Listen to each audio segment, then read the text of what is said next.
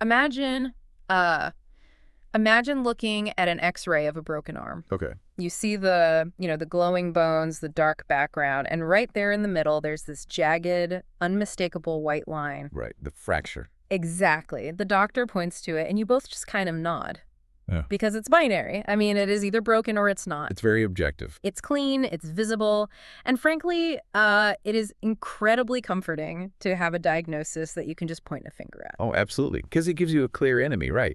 You can look at that fracture and Yeah. know, like, exactly what needs to be fixed. Yeah. The protocol is completely standard. You put a cast on it, you wait 6 weeks, and boom, you're healed. But the moment you step into the world of human psychology, like the world of self-perception and our internal narratives, that beautiful, clarifying X-ray machine completely breaks down. It shatters. It really does. Hmm. Suddenly, we are navigating a diagnostic landscape that is just entirely murky. And I'd argue nowhere is that muddy water deeper or more treacherous than when we start examining the internal lives of highly capable, highly successful people. Oh, yeah. That is a completely different territory. It really is. So welcome to the Book Nook. If you are joining us today, you are already a valued member of this community, a community that is deeply dedicated to personal growth, to psychology, and, to true transformation. We are so thrilled you were here with us. We really are, because today we are going after an invisible fracture. It's the ultimate invisible mind trap. Mm. And it is arguably one of the most pervasive psychological barriers operating in the modern workplace, the modern university, and just modern life in general. Today on the Book Nook, our deep dive is focused on this phenomenal, just deeply exposing book. It's called The Imposter Cure: How to Stop Feeling Like a Fraud and Escape the Mind Trap of Imposter Syndrome. And it's by clinical psychologist Dr. Jessamy Hibberd. It's such a crucial read. It is. And our mission for this deep dive is, well, it's ambitious, but it is entirely necessary. We are going to unmask the secret fear of being a fraud that holds so many extraordinarily capable people back. Right. We are going to dig into the literal neurobiology and the childhood conditioning that creates this fear. And most importantly, we are going to arm you with the practical daily steps to finally actually believe in your own success. Which is a mission that a staggering majority of people desperately need. Yeah, You know, even if they would never admit it out loud. That brings me to the hook of this entire phenomenon, because when I read this statistic in the source material, I literally had to put the book down and just stare at the wall for a minute. It's a big number. It's huge. 70% of people experience imposter syndrome. Yeah. 7 out of 10. I mean, it literally does not matter if you are a first-year college student staring at a syllabus, a creative artist looking at a blank canvas, or, a Fortune 500 CEO stepping up to a podium. It does not discriminate. Not at all. Almost everyone you make eye contact with today secretly believes they're just winging it, and that at any moment, a hand is going to tap them on the shoulder and a voice will just say, "Excuse me, we've realized you don't belong here. Please pack up your desk." The paradox of that 70% statistic is, well, it's truly profound when you think about it. We have this massive collective experience of feeling like a total fraud, yet the very nature of the fear forces us to keep it a heavily guarded secret. Right, because if you say it, you think you're admitting to a crime. Exactly. So we suffer in complete isolation.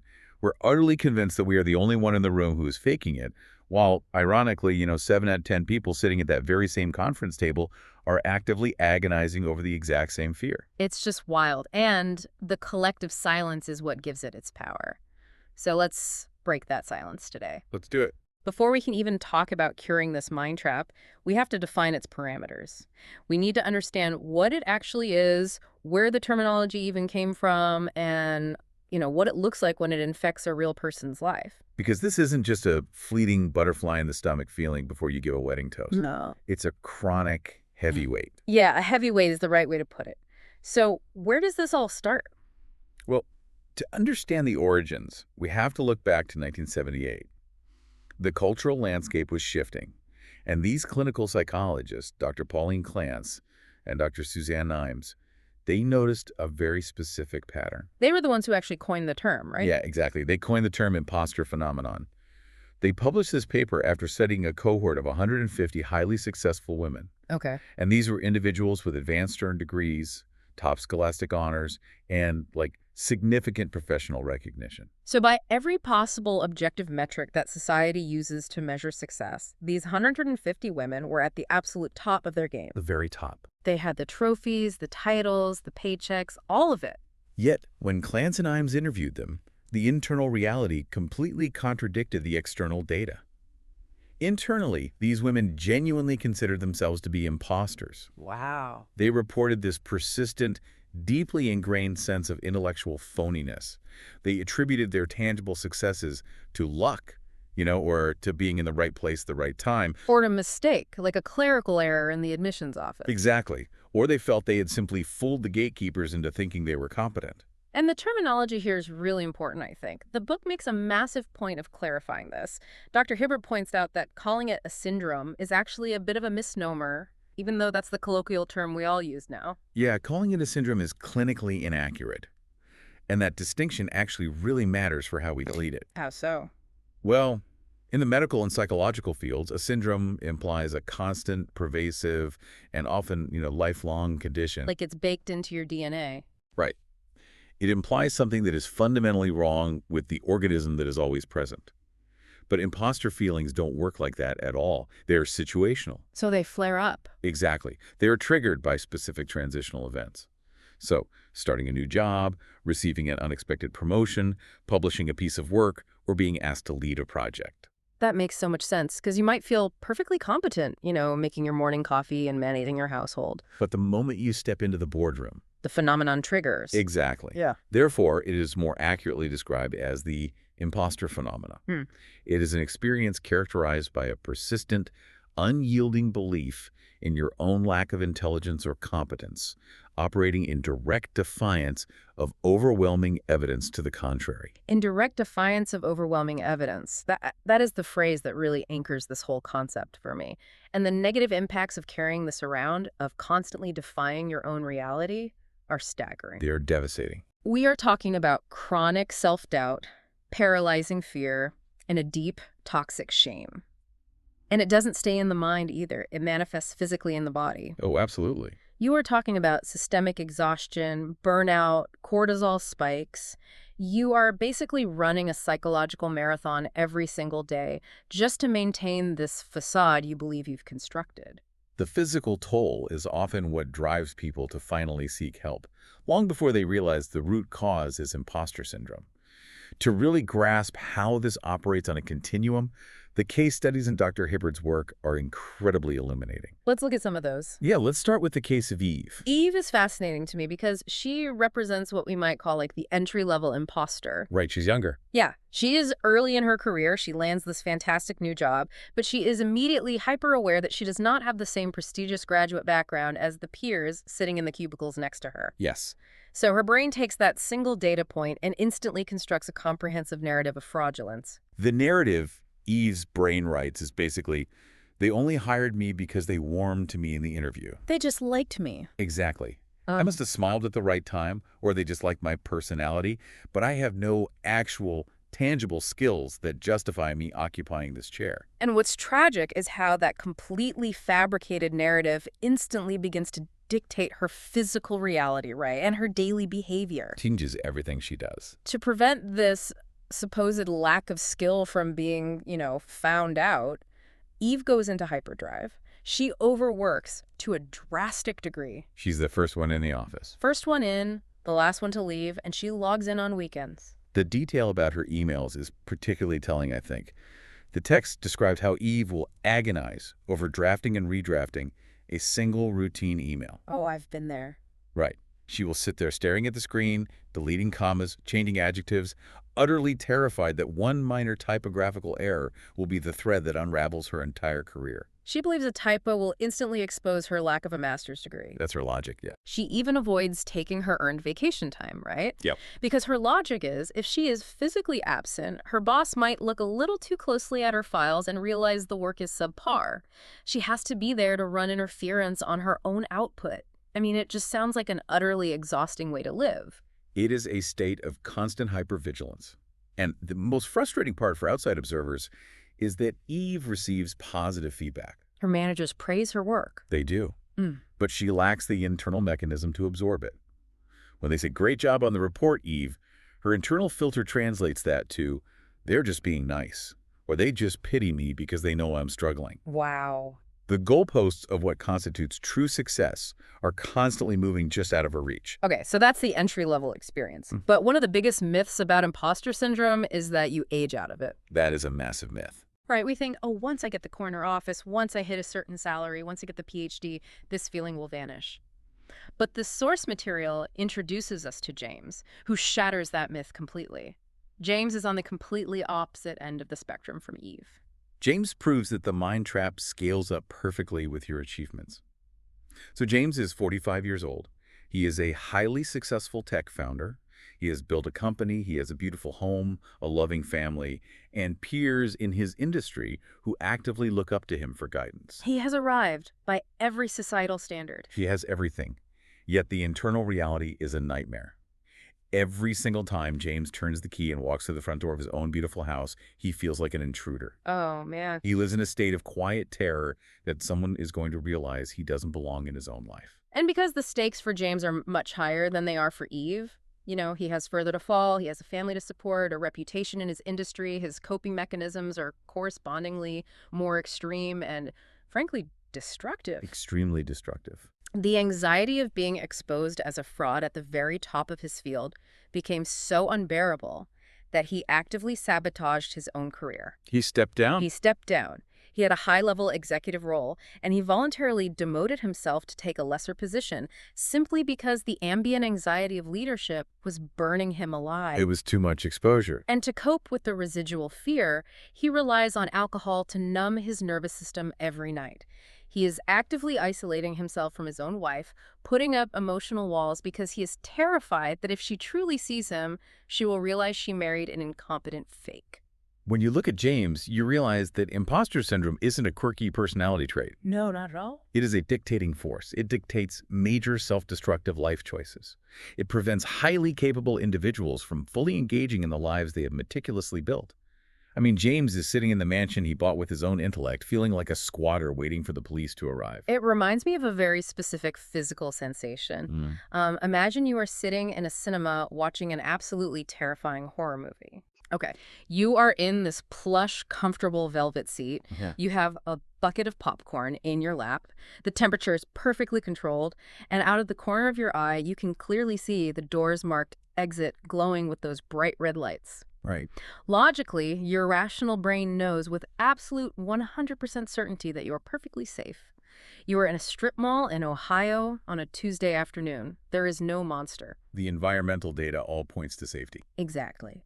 But then a massive jump scare happens on the screen. The music shrieks, the monster jumps out, and what happens to your body? A jump. Your body reacts with absolute involuntary terror. Your heart rate violently spikes. You start sweating. Your pupils dilate. Your muscles tense up, ready to sprint out of the room. Yeah. With imposter syndrome, the fear of being exposed feels so real and so biologically immediate that you completely ignore the logical facts of your own safety, your own degrees, and your own track record of success. That analogy perfectly maps onto the neurobiology of the imposter phenomenon. Your rational brain, your prefrontal cortex, is sitting in the theater holding the script, knowing it's just a movie. Right. But your threat response system, your amygdala, has completely hijacked the controls. We will get into the deep biology of this later, but essentially, you are responding to a perceived psychological threat as if it were an immediate physical reality. But this is where I find myself getting frustrated, and I really want to push back on the mechanics of this. Sure. If we rationally hold the script, like if we have the physical diploma on the wall, the string of promotions, the years of positive performance reviews in our email inbox, why doesn't the brain just accept the data? It's a great question. Why are we sitting in the theater screaming at a screen when we have the definitive proof that we are the ones who wrote and directed the movie? That is the pivotal question of Dr. Hibberd's work. To understand why the brain aggressively rejects perfectly good data, we have to realize that imposter syndrome is not a monolithic, one-size-fits-all experience. The data is rejected because it doesn't fit the highly specific, customized, and totally invisible filter that the individual has constructed over a lifetime. It manifests uniquely depending on an individual's deep internal definition of what competence actually means. Okay, so we are moving past just a general feeling of doubt And we are looking at the specific architecture of the trap. Exactly. The source material leans heavily here on the pioneering work of Dr. Valerie Young, who identified 5 distinct competence types. Those are fascinating. They are. These are essentially internal, rigid, and completely impossible rule books that people use to grade their own worth. I want to walk through these slowly because as I was reading this section, I definitely felt uncomfortably seen by at least 2 of them. I think we all do. And I guarantee you listening right now will recognize yourself in here too. Dr. Young's framework is brilliant because it moves imposter syndrome from a vague feeling to a diagnostic behavioral pattern. By identifying your specific rulebook, you can actually start to dismantle it. Right. So what's the first one? The first archetype she identifies is the perfectionist. Ah. For this individual, competence is defined entirely by how something is done. The execution must be flawless. Flawless. So an objective 99% success rate is internally processed as a 100% catastrophic failure. That is exactly how the math works in their head. Imagine the perfectionist leads a year-long marketing campaign. The campaign is delivered on time, it comes in well under budget, and it generates a record-breaking return on investment. A total win. A huge win. The CEO praises them publicly. But on page 42 of the final 100-page report, there was a minor formatting error. A bullet point was misaligned. Oh, no. The perfectionist will obsess over that single bullet point. They view the entire year-long endeavor as deeply flawed, and therefore it serves as undeniable proof that they are a careless fraud who's eventually going to ruin the company. The standard is absolute, uncompromising flawlessness. The psychological toll of living in that 1% margin of error must be devastating. It ensures you can never celebrate a victory. Okay, moving to the second phase. The natural genius. This one is tricky. Yeah, for them, it's not just about how perfectly the task is executed, but when it is executed and with what level of visible effort. The natural genius operates on the mythology of effortless brilliance. They believe that true competence means possessing inherent, immediate intelligence. Think of like the prodigy playing Mozart perfectly at age 4 without ever taking a lesson. Exactly. If the natural genius has to actually study hard for an exam, if they have to practice a presentation multiple times in the mirror, or if they struggle even a little bit to master a new software program at work, they interpret that friction as hard evidence of incompetence. So any struggle is proof of failure. Yes. They expect to get it right on the very first try, seamlessly. If they have to sweat, they assume they're a fake. So the very act of trying hard is viewed as a symptom of fraudulence. I mean, that completely contradicts the entire concept of a growth mindset. It completely annihilates the growth mindset. It traps them in their current capabilities because they are terrified to try anything new where they might temporarily look like a beginner. Wow. Okay, archetype number 3, the soloist. This one pivots away from the effort and focuses entirely on who completes the task. The soloist defines competence through sheer, unadulterated independence. For them, an achievement only truly counts if it is conceptualized, executed, and finalized entirely unassisted. No lifelines allowed. None. If a soloist has to ask a colleague for advice on a complex problem, if they hire a tutor to help them pass a certification, or even if they just bounce ideas off a mentor over coffee— Which is totally normal. It is. But for them, the subsequent achievement is completely invalidated in their mind. They believe that needing assistance is a deeply shameful unmasking of their own fundamental weakness. Asking for help is tantamount to confessing you are an imposter. The extreme isolation of that mindset is just staggering, especially in the modern world, where almost every major achievement in science, business, or art is collaborative. They are fighting against the basic structure of human progress, which makes their failure to live up to their own standard inevitable. That leads us perfectly into the fourth type, the expert. This one is fascinating to me because it uses knowledge gathering not as a tool, but as a defense mechanism, like a shield to hide behind. Right. The expert focuses on what and how much is known. Their internal rulebook dictates that they must know absolutely everything there is to know about a subject before they even consider taking the first step or speaking up in a meeting. These are the people with 14 different online certifications, a stack of diplomas, who have read every book on a subject but still look you in the eye and say they aren't qualified to write a basic blog post on the topic. That is the exact behavioral profile. They will endlessly hunt for more information, enroll in just one more training course, or spend hours falling down Wikipedia rabbit holes the night before a project is due. Yeah. And what is so tragic about the expert is that this frantic, endless preparation is often just a highly sophisticated, socially acceptable form of procrastination. Because they're studying. Exactly. Because as long as they are in the preparation phase, they cannot be tested by the real world. And if they can't be tested, they can't fail, and therefore they can't be exposed as a fraud. It's an infinite loop of avoidance masquerading as diligence. They never cross the starting line because the starting line keeps moving. They believe that one day they will magically feel ready. But the feeling of readiness never arrives because the universe of knowledge is infinite. And finally, we arrive at the fifth archetype, the superwoman or Superman. This type doesn't just focus on a single task. They focus on how many concurrent roles they can juggle perfectly. They measure their core competence by their ability to simultaneously excel in every conceivable domain of human life. Everything, all at once. Everything. They demand of themselves that they be a visionary boss, a deeply present and patient parent, a supportive friend, a pillar of the community volunteer, and an attentive partner, all operating at maximum capacity simultaneously without ever showing a sign of stress. They are spinning 20 plates in the air, and if a single plate wobbles, if they are 5 minutes late to pick up their kid because a client call ran long, or if they forget a friend's birthday because they were closing a deal, the shame is absolute. They don't view dropping a ball as a logistical reality of having limited time, They view it as a profound moral failing. It confirms their deepest fear that they are an imposter in every role they inhabit. I really love framing it through these 5 distinct types because it makes it actionable. I want to playfully challenge everyone listening right now to self-diagnose. Think about it like you are building a character in a massive role-playing game, an RPG. I like this. You have these rigid character classes you can choose from. Let's say you decide to max out your soloist stat. You put all your points into independence, so you refuse all help, you reject party members, you ignore collaborative buffs. Right. But in doing so, you completely cripple your overall gameplay. You can't beat the higher level bosses because the game was designed for co-op mode. By adhering to a rigid archetype, you set a trap for yourself that guarantees a game over. That RPG analogy captures the self-sabotage perfectly. These internal standards function as inescapable traps because the metric of the competence type is literally, objectively, physically impossible to meet. Right. You cannot be flawless 100% of the time. You cannot master complex skills effortlessly on the first try.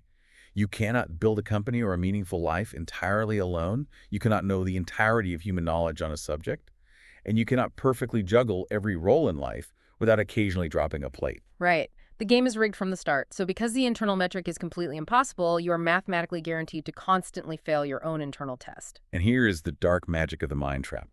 That inevitable failure serves as the exact confirmation bias you are secretly looking for. When you inevitably fall short of perfection, it proves to you that you are, indeed, the fraud you always suspected you were. But this raises a massive chronological question for me. What's that?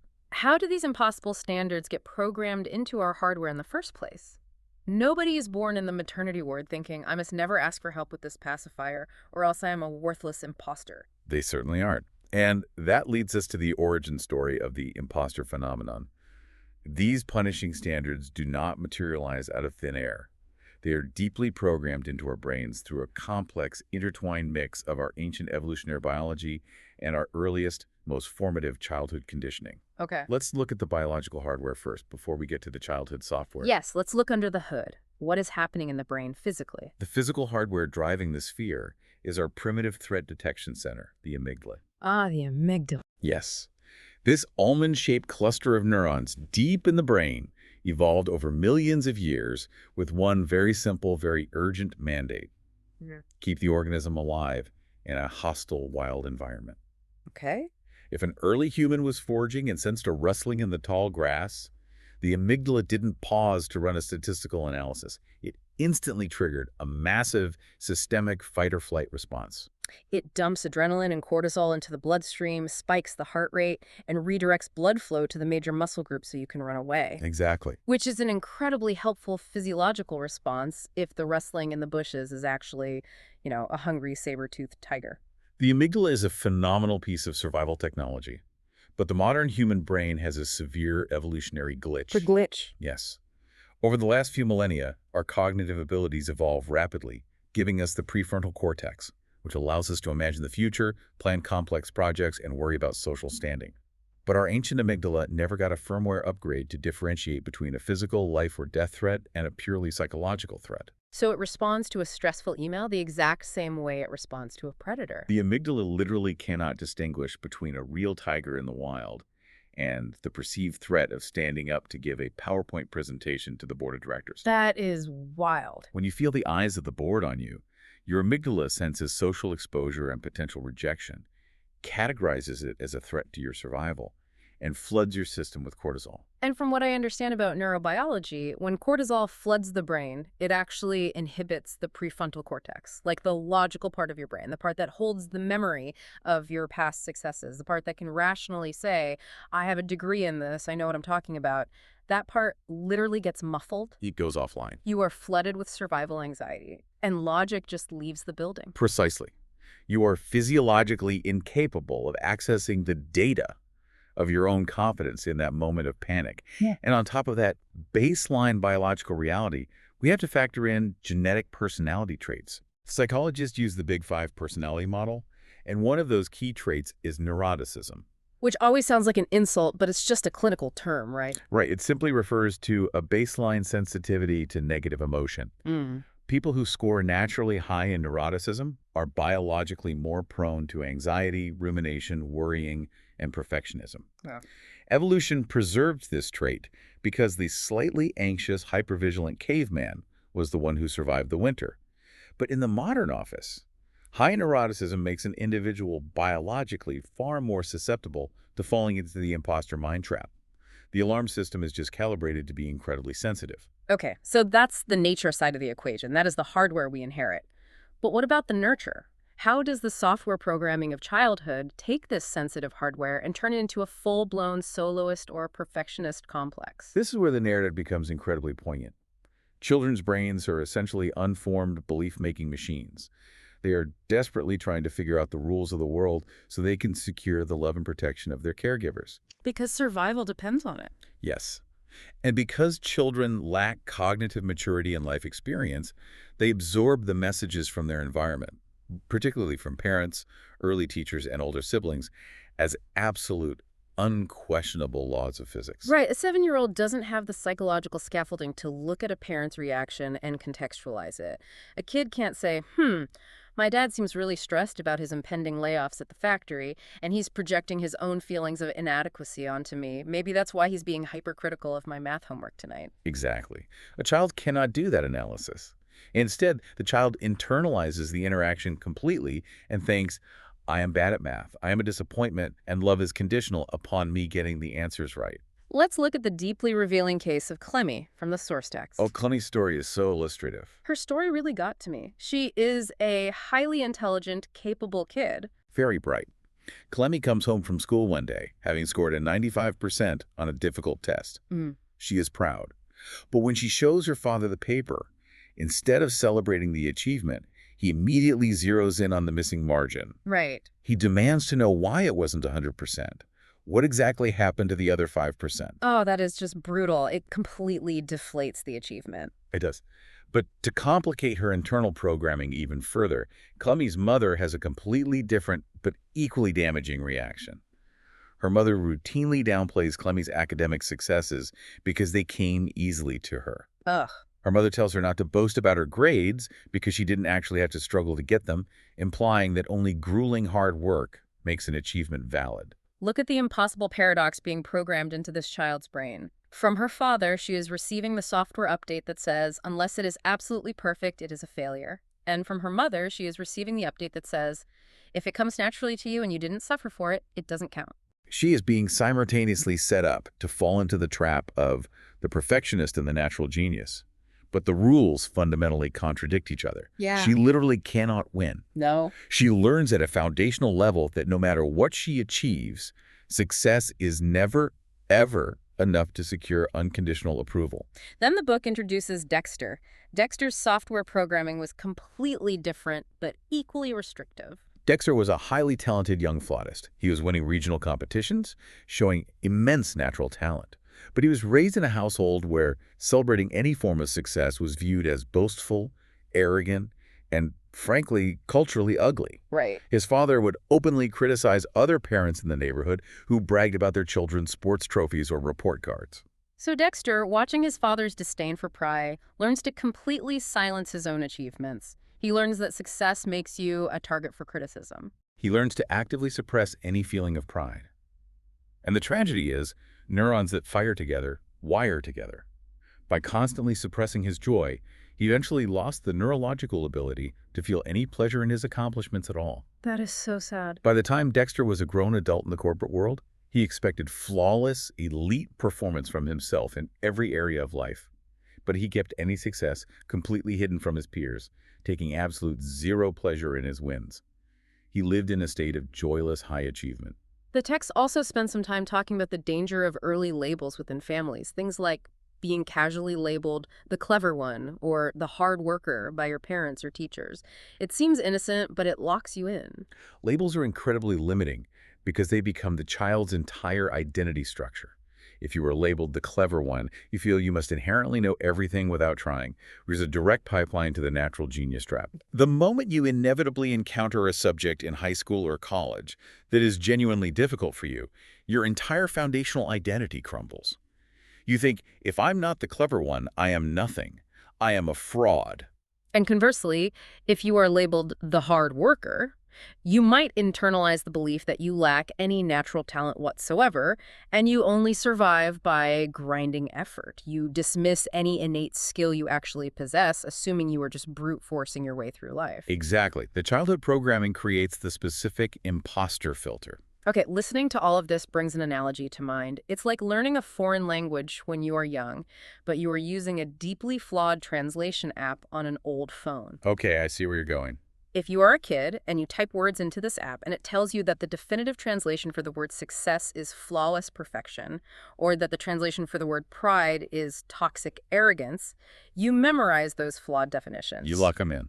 You grow up, you enter the adult world, you get a job, and you just keep using those wrong words in every interaction you have. You are speaking a fundamentally broken psychological language. That is a highly accurate and evocative way to frame the persistence of childhood conditioning. The definitions are baked into your vocabulary. But here's the major question I have. If we get older and we leave that childhood home and we start getting positive feedback from the real world, why doesn't the brain just update the software? Why doesn't it learn? Yeah. If you get a boss who praises your effort, if you get a promotion, if you pass the bar exam on the first try, if the translation app is clearly causing miscommunications with reality, why don't we just download the patch and update our definitions? Because updating the foundational software of our identity is incredibly difficult. The brain is not a passive receiver of data. It has active defense systems that fight tooth and nail against new information that contradicts its core foundational beliefs. It resists it. The brain despises cognitive dissonance. It wants the world to make sense based on the rules it already established. So how exactly does the brain fight back against good news? How does it deflect reality? Primarily through a powerful psychological mechanism known as confirmation bias. This is the brain's documented tendency to aggressively seek out, favor, interpret, and remember information that confirms its pre-existing beliefs, while simultaneously actively rejecting, ignoring, or distorting any data that conflicts with it. Ah, I see. So if your deepest childhood programmed core belief is, I am a fraud and I am not enough, your brain basically becomes a heat-seeking missile for anything that looks like failure, and it raises an invisible deflector shield against any incoming praise. Exactly. It filters reality to match the belief. The source material shares a fascinating extreme historical example of confirmation bias in action, documented by the psychologist Leon Festinger. Oh, this is the story of the Seekers, right? This story is absolutely wild. It is a profound study of human psychology. So in the 1950s, Festinger infiltrated a UFO cult to study how people react when their deepest convictions are proven wrong. The cult was led by a woman named Dorothy Martin, operating out of Chicago. She claimed to be receiving channeled messages from extraterrestrials. She prophesied with absolute certainty that the world was going to end in a massive cataclysmic flood on December 24, 1954. Just a completely specific date. Exactly. However, she assured her followers that a flying saucer would arrive just before the flood to rescue the true believers. So these followers went all in. They quit their jobs, they gave away their life savings, they left their skeptical spouses, and they gathered in her living room to wait for the UFO. They literally bet their entire existence on this belief. They did. Now put yourself in that living room on the night of December 21st. The clocks tick toward midnight. Midnight passes. then 1:0 a.m., then 2:8. Oh, nothing. No flood, no flying saucer, no aliens. Hmm. Spoiler alert, the world did not end. Right. Now, basic logic dictates that when the sun comes up on December 22nd and the world is still here, the cult members would look around, feel incredibly embarrassed, and say, wow, we were completely wrong, Dorothy is a fraud, and we made a huge mistake. But Festinger observed that that is not what happened. Because their belief in the prophecy was so deeply tied to their core identity, and because they had made such massive, irreversible sacrifices to support it, the cognitive dissonance of admitting they were wrong was psychologically unbearable. It would break them. Yes. So confirmation bias kicked in to protect their ego. How do you use confirmation bias to explain away the fact that the world didn't end? Dorothy Martin received another message and informed the group that the aliens had seen the strength of their faith, and because this small group had held such a devout vigil in that living room, the aliens had decided to spare the entire Earth from destruction. Oh my God, they completely rewrote reality. They turned an objective, undeniable failure of their prophecy into the ultimate proof of their own specialness. They saved the world. They rewrote reality to protect their core belief. And here is the connection.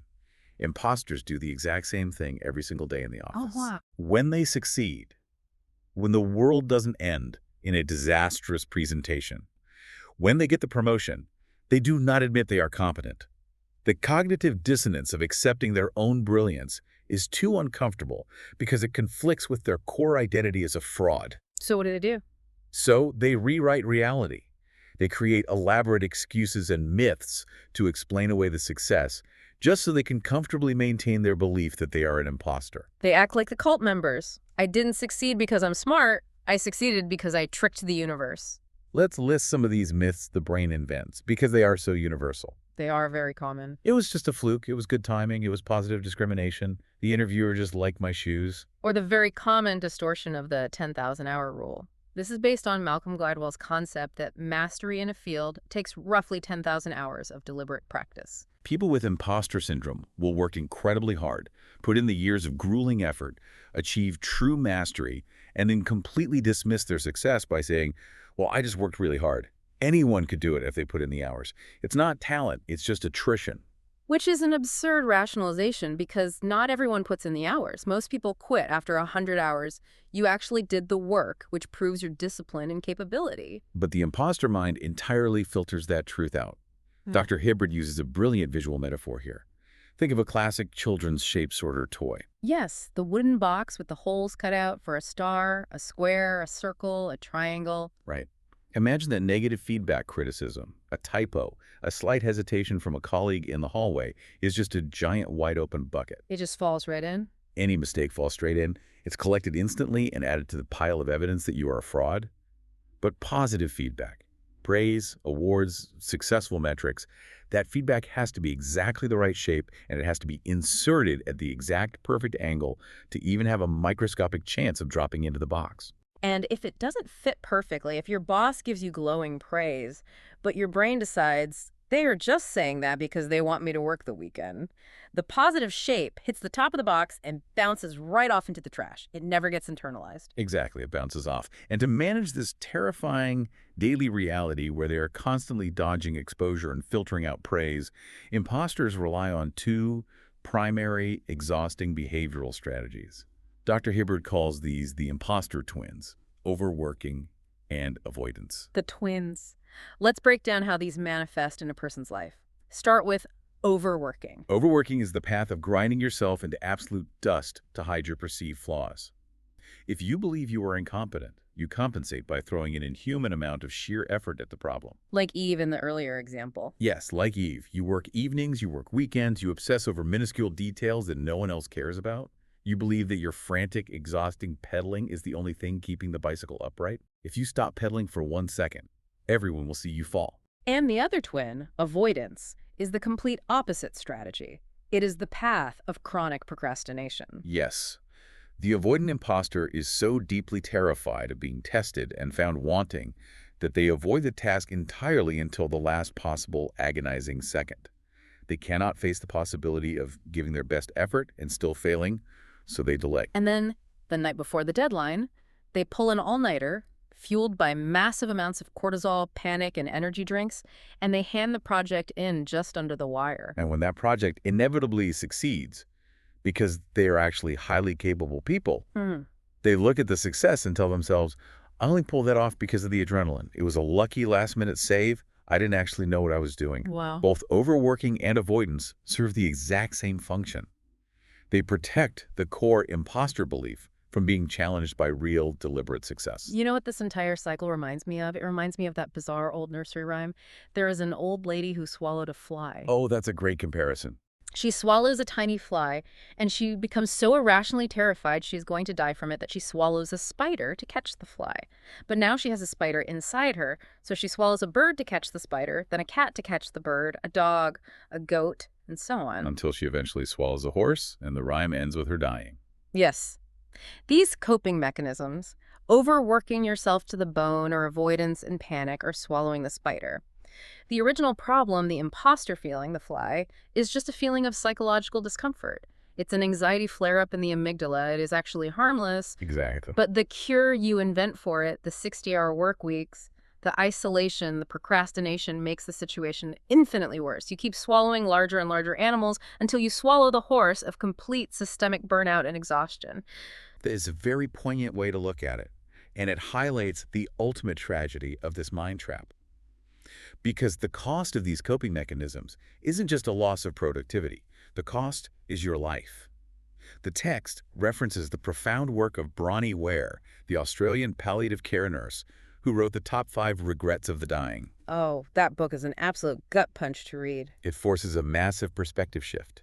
She spent years sitting at the bedside of people in their final weeks of life, listening to their reflections. And one of the most common, heartbreaking regrets she heard over and over again was, I wish I hadn't worked so hard. Oof, just hearing that gives me chills. People regret spending the most vibrant years of their finite lives on the treadmill of anxiety, trying to prove their worth to people they barely even liked. It's so true. If you are embodying the overworking twin, you are sacrificing your relationships, your physical health, your hobbies, your ability to experience the natural highs in life, all to protect a completely false belief that you are a fraud.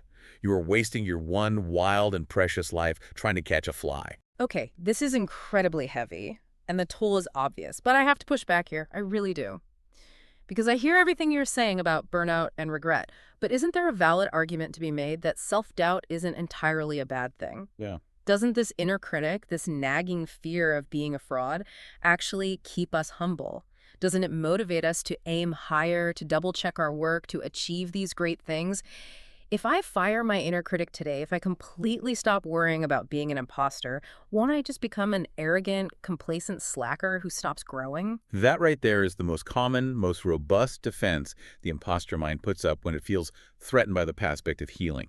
Okay, so it's a trick. It convinces you that it is your secret weapon. It tells you, you need me to be successful. But in reality, your inner critic is not your coach. It is an abuser. To cure the syndrome, you have to realize that you can maintain high standards without the psychological self-flagellation. Curing the mind trap doesn't mean becoming an arrogant slacker. It means firing the abusive critic and hiring a completely different kind of internal coach. Okay, so if I fire the inner critic, who is the new coach I am bringing into the locker room? The new coach is self-compassion.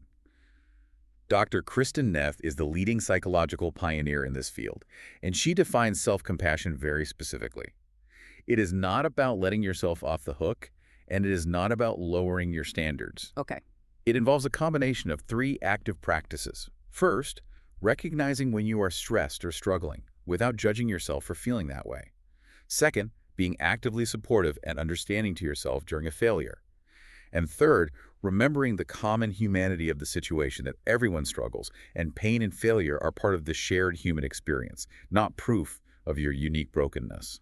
I think the word compassion gets a really bad rap, especially in high-achieving corporate circles.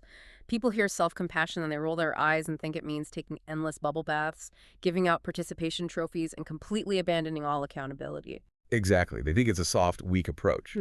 But let's look at the case study of Alf from the book to see how it actually functions in reality. Alf was a high-level professional, driven entirely by ruthless self-criticism. He truly believed that beating himself up mentally was the only thing that made him perfect and prevented him from making catastrophic mistakes. Sounds familiar. But in therapy, they did an exercise where they compared two hypothetical coaches, Coach A and Coach B. Right. Coach A represents the traditional inner critic. This is the guy standing on the sidelines of your life, screaming in your face, insulting your intelligence, telling you you're worthless, demanding absolute 100% perfection on every play, and brutally punishing every minor misstep. And Coach B represents self-compassion. Coach B is firm but supportive. Coach B acknowledges that the game is hard and the opponent is tough. When you fall down, Coach B encourages you to get back up, focuses entirely on your growth and learning, and helps you analyze your mistakes without ever attacking your fundamental character. When you lay it out in that locker room analogy, it becomes so shockingly obvious. If a real flesh and blood human being spoke to us the way our inner Coach A does, we would immediately call human resources or the police. Absolutely. We would never, ever let a friend stay in a relationship with someone who abused them like that, yet we do it to ourselves every hour of the day. And if we look at it purely objectively, purely on the metrics of success, which coach gets better, sustainable, long-term performance out of an athlete? Coach B. It is always Coach B. The screening, abusive coach might get a short-term spike in performance out of pure terror, but long-term, Coach A creates anxious, frozen, burnt-out players who eventually quit the sport. Alf realized that his internal monologue was exclusively Coach A, and it was actually hindering his performance, not helping it. Self-compassion is the kryptonite to self-criticism. It allows you to actually look clearly at your mistakes, take accountability, and learn from them without feeling like your entire identity is destroyed. Okay, that makes total sense for handling the inner critic and the fear of failure. But what about the other side of the coin? What about that deep, sinking feeling that I just genuinely don't know enough? The feeling that I'm walking into a room surrounded by actual, verified geniuses, and I am just faking my comprehension of the material. For that specific fear, we need to understand a fascinating psychological phenomenon known as the Dunning-Kruger effect.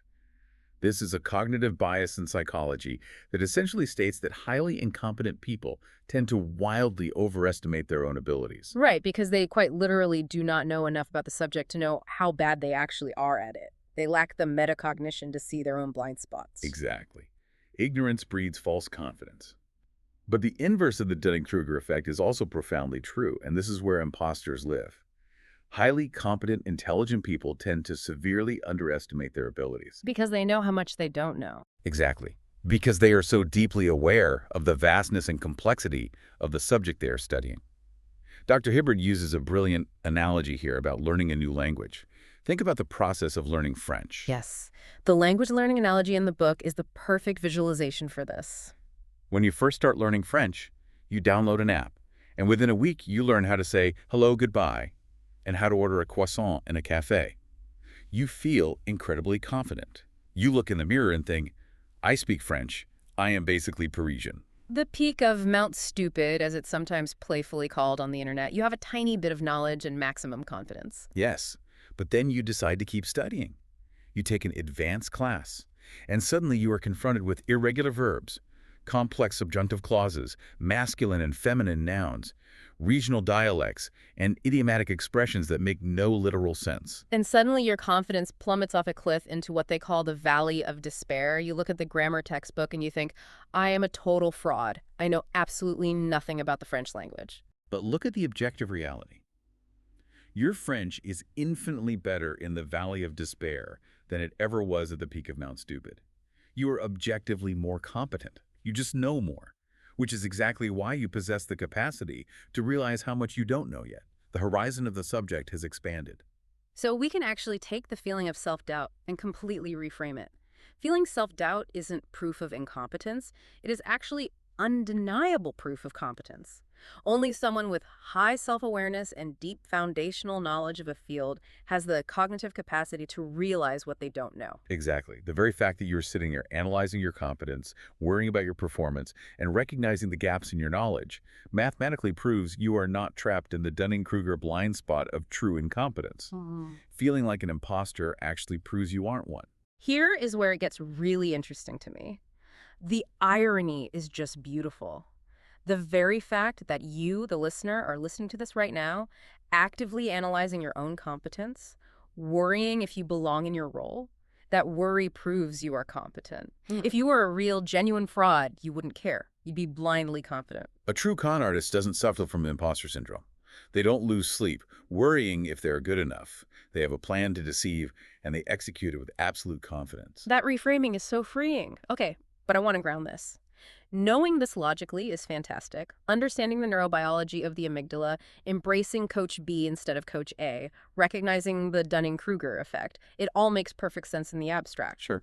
But how do we physically stop the anxiety from hijacking our nervous system? Insight is only half the battle. How do we change our daily habits so we don't just fall right back into the mind trap tomorrow morning when our boss emails us? This is where we have to cross the bridge from psychological theory into daily practice. Insight without action changes nothing.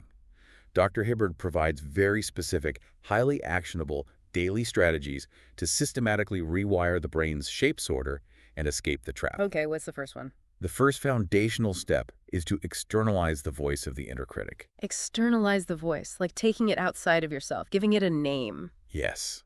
You have to realize that this hypercritical, anxious, demanding voice inside your head is not the authentic you. It is simply the voice of your conditioned fears and your amygdala firing. To strip that voice of its authority, the book suggests giving it a ridiculous, non-threatening name. I love this part. One of Dr. Hibberd's clients in the text actually named his inner critic Gabi the Goblin. I love that so much. Gabi the Goblin. Whenever that client felt a massive wave of panic before a meeting, or the sudden urgent urge to overwork on a weekend, he wouldn't engage in a logical debate with the fear. He would just say out loud, "Go away, Gabi, I'm not listening to you today." It sounds incredibly silly, but it works, right? And serves a vital neurolinguistic purpose. It creates psychological distance. It allows you to observe the anxious thought passing through your mind without becoming fused with the thought. It takes all the power away from the critic. You aren't arguing with the absolute objective truth of the universe regarding your self-worth. You're just telling an annoying goblin in the corner to shut up. The second step is adopting a daily mantra. Feelings aren't facts. We talked earlier about the biological discomfort, the cortisol spike, the physical anxiety. When you step out of your comfort zone, when you take on a new challenge, you will inevitably feel physical discomfort. Your heart will beat faster. Your palms might sweat. Right, the scary movie reaction in the cinema. Imposters interpret that specific physiological feeling as a blaring red flag of fraudulence. Their internal monologue says, "I feel incredibly anxious right now, therefore I must not belong here, I must be out of my depth." You have to consciously train your prefrontal cortex to treat that physical discomfort as a completely normal, healthy biological response to a new challenge. It's just biology. It is just your body mobilizing resources, Right. pumping oxygen to your brain so you can do something difficult. It does not mean you can't do it. Feelings aren't facts. I might feel like I'm failing in this moment, but the facts, my performance reviews, my degrees, the projects I've successfully completed say otherwise. I need to trust the external facts, not my internal cortisol levels. The third strategy is a direct attack on the perfectionist trap. It's called the 80% rule. Oh, this one is absolutely terrifying for a perfectionist to actually execute. It is essentially a form of self-directed exposure therapy. The rule is this: you actively, consciously choose to hand in a project, send a report, or finish a task when it is 80% perfect by your own internal punishing standard. You force yourself to stop agonizing over the final 20%. You press send. Because the reality is, to the rest of the world, your internal 80% is probably their 100%. Your standard is so skewed that your B- work is an A+ to your boss. Exactly. And by handing it in at 80% and then watching what happens, seeing that the world doesn't end, that you aren't fired, that the project actually succeeds and gets praised, you begin to actively retrain your brain. You provide real-world, undeniable evidence that your punishing standard of 100% flawlessness was completely unnecessary for success. It's testing the hypothesis in the real world. I love it.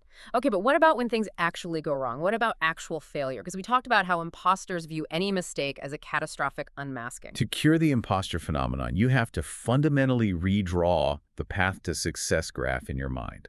Imposters view the ideal trajectory of success as a straight, uninterrupted, 45-degree line heading upward toward infinity. And if the line dips even once, if there is a single setback, it's a disaster that ruins the whole graph. But the reality of any meaningful success in human history is a jagged, messy, chaotic series of peaks and valleys. Wrong turns are not full stops. They are data gathering points. Embracing failure means recognizing that making a mistake isn't proof you are an imposter. It is proof you are a human being who is actively learning and pushing the boundaries of your current capacity. We have to learn to become comfortably uncomfortable. Yes. And as we reclaim our time from the overworking twin, as we stop working weekends and nights, we have to find better, healthier ways to fill that newly opened space. This leads to the strategy of focusing on natural highs.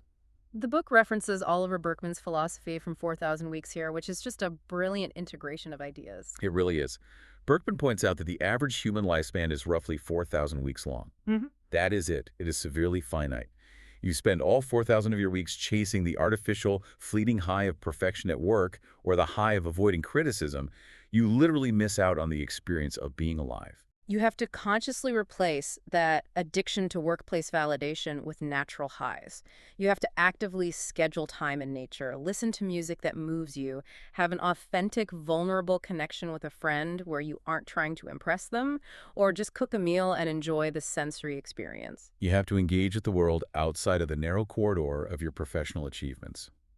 Which brings us to perhaps the most important rewiring daily habit of all, the daily reflective practice. This is where we actively break down the confirmation bias, right? We have to force the positive shapes to fit into the shape sorter. Exactly. You get a physical notebook, and at the end of every single day, you write down your successes, big or small. You write down positive feedback you received, a task you handled well, or a moment you felt competent. And what does that do? You are actively forcing your prefrontal cortex to look at the evidence that directly contradicts your imposter belief. Over time, this slow, steady, daily accumulation of positive data rewires your cognitive bias. You slowly start to internalize the reality of your own competence. So, as we bring this deep dive to a close, I want to issue a challenge to you, the listener. I want you to step into a confidence boot camp starting today. Your assignment is incredibly simple, but it will feel incredibly difficult. When someone gives you a compliment today, whether it's about your outfit, a presentation, or an idea you shared, you are simply going to look them in the eye and say, thank you. No caveats allowed. Absolutely no caveats. You are not going to say, oh, this old thing, I got it on sale. You are not going to say, well, the team really did most of the work, I just facilitated. And you are definitely not going to say, I just got lucky this time. Just say thank you and let the positive shape fall directly into the bucket. Let it land. It will feel incredibly uncomfortable, almost physically painful at first, but that discomfort is the feeling of psychological growth. It is the feeling of the rigid imposter narrative finally breaking apart. So, what does this all mean for us? Why does this specific book matter so much?